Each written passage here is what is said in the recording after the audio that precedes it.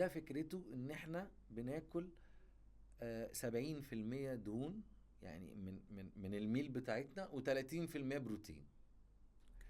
ده هنا مصدرين، فده متنوع.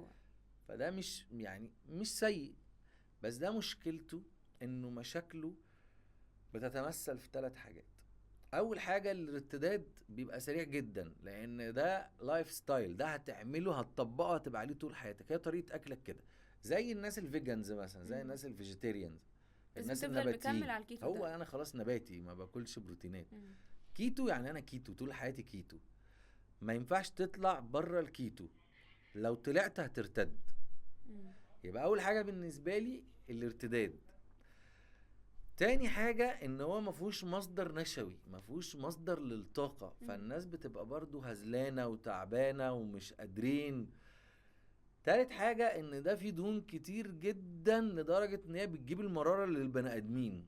يعني معظم الناس اللي بيعملوا الكيتو بيجيلهم المرارة. ليه بقى؟ هو بيجيلهم حاجة اسمها الكوليسيستايتس، اللي هي التهاب المراري والتهاب القنوات المرية. المرارة دي اصلا ببساطة هي بتطلع العصارة الصفراوية اللي هي بتكون مسؤولة عن ان هي تكسر الدهون. تخيل ان انا مثلا العصارة الصفراوية ده واحد، والدهون اللي داخلة جيش، فواحد بيحارب جيش، فطبعا مش بيقدر عليه. فبتبدأ هنا المرارة تلتهب وتبدأ تعمل ستونز، تبدأ تعمل حصوات وكذا وكذا، وبعدين نضطر ان احنا نشيل المرارة. هو برضو طريقة اكل مش صح قوي يعني، ان هي برضو الناس بتبالغ في استخدام الدهون.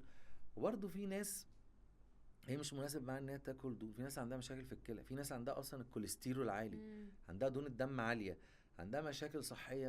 مش صح انه ياكل دهون بالطريقة دي، مش مناسب ليه. يعني الناس عندها فاتي ليفر، عنده دهون نايمة على الكبد. انت بتاكل دهون ليه؟ مين اللي قالك تعمل كده؟ مش مناسب ليك، لانه ببساطة انت عندك الكبد كسلان من كتر الدهون، فما ينفعش تاكل دهون اصلا. لان يعني علم التغذية هو في الاول وفي الاخر هو تغذية علاجية، بصرف النظر ان انا بوجه التغذية دي عشان اعالج الانيميا، او ان انا احسن بشرتك، او ان انا اخسسك، او ازودك في الوزن، او احسن لك مناعتك. هو في الاخر او في الاول وفي الاخر هو علم انا بوجهه ايه الاكلات المناسبة، وايه المصادر الغذائية اللي هتحتوي على فيتامينز معينة او مينرالز معينة، املاح معدنية معينة، او حاجة معينة هتديك طاقة معينة عشان تفيدك في جزئية معينة في صحتك. فده علم. ففي حاجات ملهاش علاقة بالعلم يعني. فدول الاتنين. التالت بقى كان ايه؟ الصيام المتقطع. الصيام المتقطع ده احنا قلناه، ده تكنيك، ده لطيف ظريف، اي حد في الدنيا يقدر ياكل في 8 ساعات اللي هو عايزه، 16 ساعة ما بياكلش. ده هيخسسه، بس طبعا بسياسة الاعتدال. تطبق سياسة الايه؟ الاعتدال.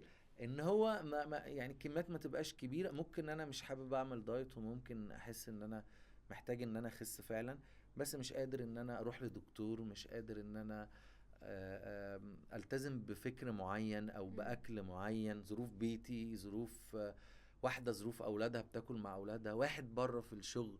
فاذا هو ببساطة شديدة هتخلي اكلك في 8 ساعات، وجبتين بس، فطار وغدا.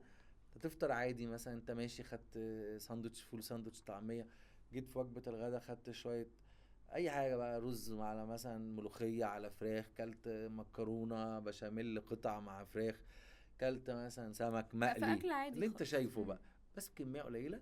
واكيد مش هناكل سكريات، لان السكر ده العدو اللدود لاي بروتوكول او اي نوتريشنال بلان، اي خطة للتغذية، سواء هنعمل لو كارب، كيتو دايت، ميديتيريان، فيجيتيري، اي سياسة، اي سياسة وصل لها العلم والعلماء ما فيهاش السكر ده. ما وصلناش ان احنا نحط السكر ده.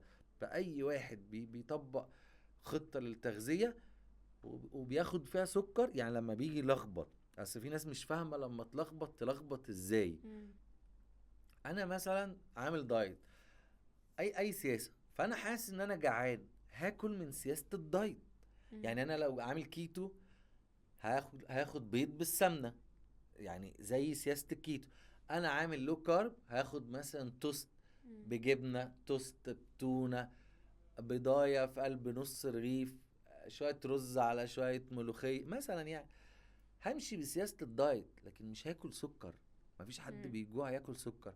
هو اصلا السكر ده هي حاجه بتشبع يعني؟ برضو الناس اللي هي بتاكل سكر لا، هي حاجة بتفرح. بتبسط. انا عارف